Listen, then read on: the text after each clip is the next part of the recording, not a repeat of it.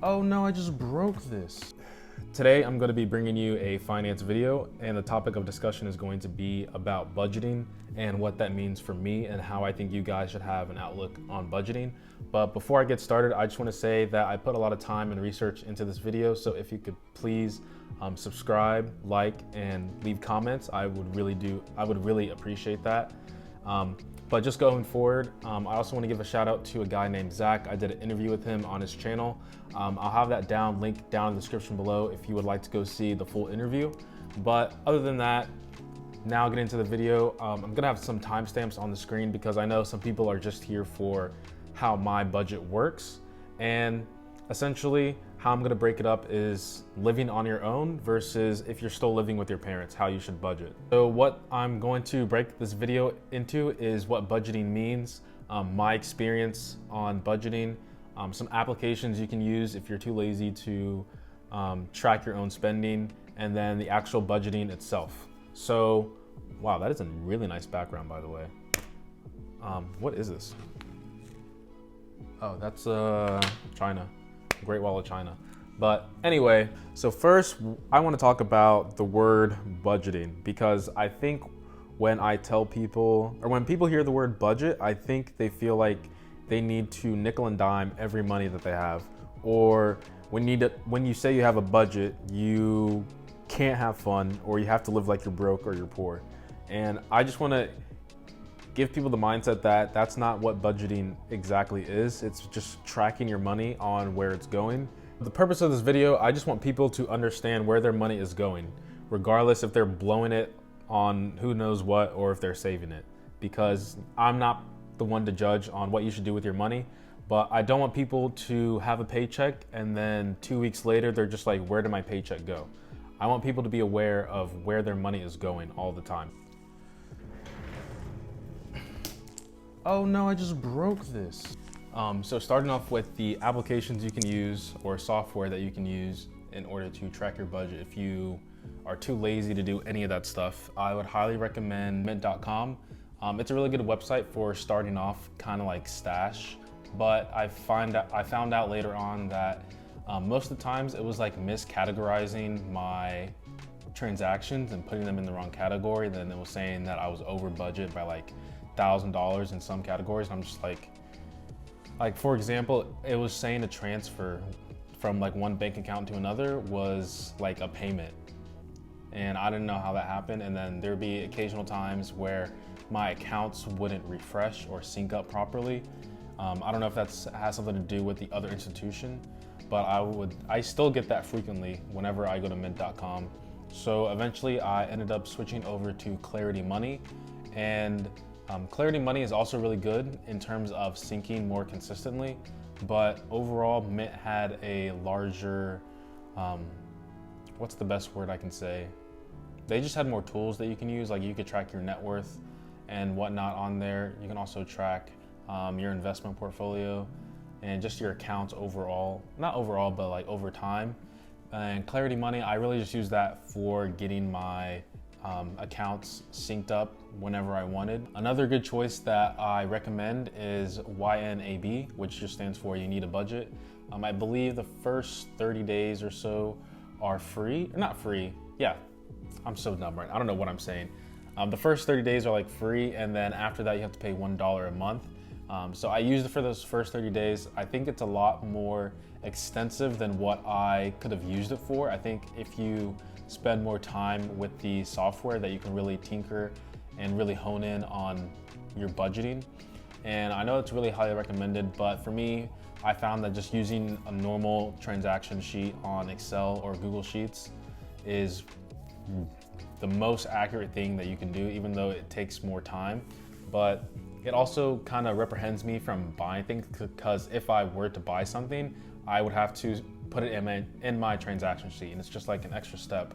So that's just what I personally do. You don't have to use an Excel sheet. I think all the softwares are good in their own ways, but like I said, out of all of them, I would highly recommend mint.com. Just make sure to look at your categories every so often, like a week or so, just to make sure that it's not miscategorizing your transactions. All right, so one of the first things I want to start with is why I'm splitting it up to staying at home versus living on your own. I've looked into the analytics of my audience, and most of them are male 18 to 24. So I'm guessing most of the people that are watching me are either just going off to college or graduating college. And I'm a really big statistics guy, or I'm a big numbers guy, and I like to think a lot about the statistics behind things.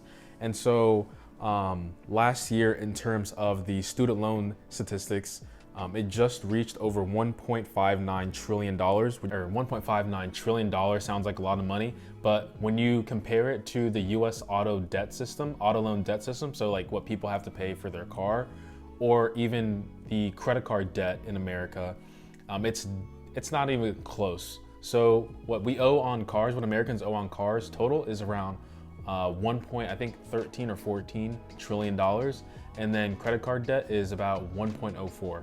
So I think with the large student loan crisis, it only makes sense for people coming out of college or in college to just stay at home and pay off their loans as soon as they can. So that's why I decided to split it up into living at home on a budget, what your budget would look like, and then living on your own, what that budget would look like. So just to give a little bit more statistics on student loans, so about 92% of loans to students are federal loans, not private ones. So about 20% of people doing student loans were actually behind on payments. So Zillow is a online real estate database company, and they found that since 2000, young adults and even people into their mid-30s have elected to stay at home with their parents, just because for one, the housing market is just really unaffordable now compared to like 15 years ago. And on top of that, I would also say that student loans also have a big impact on that as well. It doesn't really make sense to go out and buy a house when you have, the average debt coming out of school is around $30,000 to $35,000. So I would say it's more wise choice to just stay at home, pay off your loans, and then try to live on your own if you can do that, like if your situation permits that. So now I'm just gonna get into the budget now. I'm gonna be doing this off my Google Sheet, and I'll have this up on the screen for you guys. So I'm gonna be starting with the at-home budget. And before I start, I just wanna say that according to Vanguard, most employers contribute on average 4.2% to their 401k. And I'm just gonna assume that everyone is going to pay up to the amount of the match, which is 4.2. Excuse me. So out of your paycheck, $105 is gonna go straight into your 401k. Double that, that's how you get the 210. And then over the year, you're gonna be contributing $5,460 to your 401k. So your monthly income is gonna be $3,564.24. And if your parents aren't petty, they're not gonna let you pay for the mortgage, so I'm just gonna put that at 0. Electricity is gonna be at 0, water is gonna be at 0, internet's gonna be at 0. If your parents pay for groceries and cook for you, that's nice. That's gonna be 0. Subscriptions, I'll come back to that later. Phone, you're probably still gonna be on your parents' phone plan, which is nice, you're not gonna pay for anything. I would say savings, you should save at least 10% of your monthly income. Loans, I'll get into that later. Car, of course, everyone wants to have a nice car right after college. On average, Americans spend about like $500 to $550 per month on a car, but I don't want to say that you guys would spend that much money. I would put it at like $450 at most. I'll have this this budget linked down in the description below if you want to edit it for yourself and mess with the numbers. Car insurance, I would say that's probably about $100 per month. And then transportation is going to be around $100. And what this is just like gas and then your yearly maintenance. So subscriptions is going to be a little funny because I did a little bit of research on what Americans spend on subscription wise. Wow, it's actually a nice background right now. So Netflix is number 1. And we're not doing the standard, we're using that ultra high definition 4K quality. That one's $15.99 per month. Come on, work with me here. Amazon Prime, of course, because you're a student and there's no point of canceling there's no point of canceling Amazon Prime once it goes to like the regular version. You're probably gonna be working out. And I know for people who regularly work out at a gym, there's some additional costs up front at the beginning, but just for the sake of this video, I'm just gonna put the recurring amount for Planet Fitness. No judge to people who go to Planet Fitness. I went there once, never again. I had a horrible experience. Everyone has Spotify or Apple Music, one of the two. They're both the same price. So I'm just gonna put that as $19.99. I highly suggest you listen to books. Audible doesn't sponsor me, but if you're watching this, Audible, sponsor me.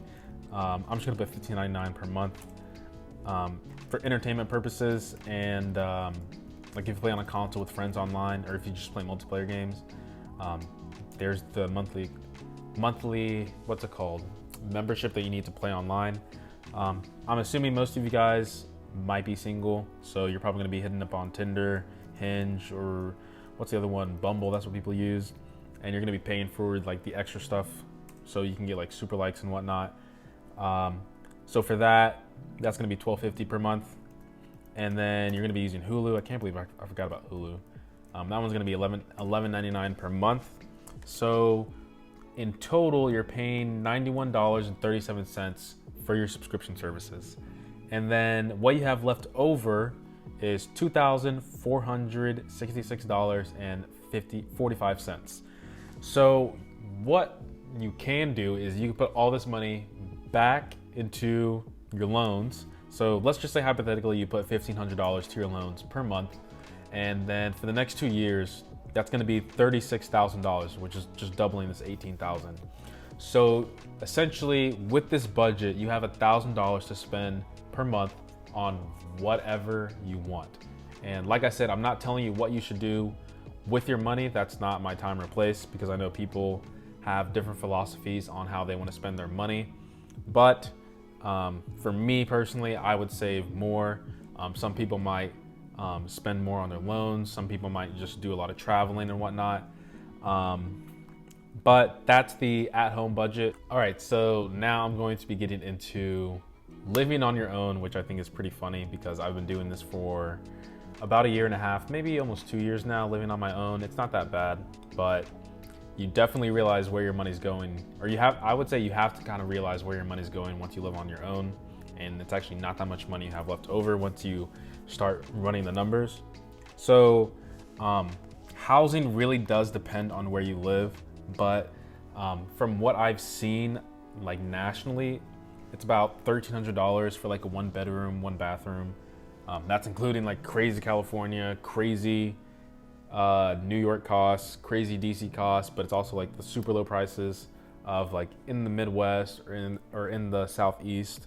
So kind of just play with these numbers for yourself. For me, electricity is about $60 a month. Water, we can just say that's like $15, like $20 per month. Internet really depends on where you live, but for me, I pay $49 per month. Groceries is about $150 per month. Subscriptions, it's the same, but there is also one thing I want to add right here. Since we are young adults, we don't like to go out anymore, so you just pay for Amazon Fresh, have it delivered to you. I would say out of all like the food delivery services, Amazon Fresh is probably the cheapest option that you can get, unless you want to pay for like the Walmart Unlimited, but you guys can do whatever you want to do with that. Phone, I still am on my parents' plan, but I still pay part of my bill. But I'm just gonna say that you're gonna have your own bill plan at this point, so it's about $80 a month. Savings, you're still saving at least 10% of your paycheck. Loans, there's no more loans. Or yeah, let's just say you're still paying off your loans. But we'll come back to that later. You still have that super nice car that you bought, so it's gonna be $450. Car insurance, $100. Transportation, $100. So as you can see, now that you're living on your own, you have about $800 to spend, and you're not giving any money to your loans. So previously we were giving $1,500 to your loans, but you were also pocketing or spending however you want, $1,000. So as you can see, let's just say you want to contribute $500 a month towards your loans. That's a fourth, I believe, a fourth of the cost of what you would be paying. Is that right? 12? third of the cost of what you'd be paying per year to your student loans. So yeah, once you start running the numbers and you see what you can spend, it kind of puts a little shocker. So I would say this is how people come to realize, like after 2 weeks, it's like, wow, where's my money going? Because when you live on your own, money is really kind of blown from your rent. And you know, if you have a nice car, or if you just have a car note and just maintaining it over time, that's also going to eat up into your paycheck. So just looking at this, I can understand why people decide to live at home and just pay off their student loans as fast as they can, or just, you know, unaffordable housing in general. It's really hard to buy a house, but you know, sometimes you just want to live on your own. But I would say run the numbers and make sure you're okay with everything. So for example, you have around $300 to spend per month on whatever you want. You know, you can go out, party, go to the bar, go sightseeing, save up for vacation. So yeah, this kind of just wraps up the video. Hope you guys enjoy it. If you have any comments on the budget sheet, I don't know why I want to say transaction sheet so bad, please let me know down in the description below. I'll help you out as much as I can. I would highly suggest that you make a copy, because I will not allow this one. This is like the master copy that I'm going to be using for the video. I won't allow this one to be edited. It will be a view only, but you can download your own copy. So what you would do, you just go to File, make a copy, and then from there you can tweak the numbers however you want. And I would just highly suggest that you only touch the boxes in blue. Yeah, that pretty much wraps up the video. Subscribe for more content. There's going to be a tech video on Wednesday. Subscribe for more content. I think I already said that, but that's going to be it. That's going to be it for me. Hope you guys enjoyed the video. Much love. Stay safe, stay warm. And that's it for me. Peace.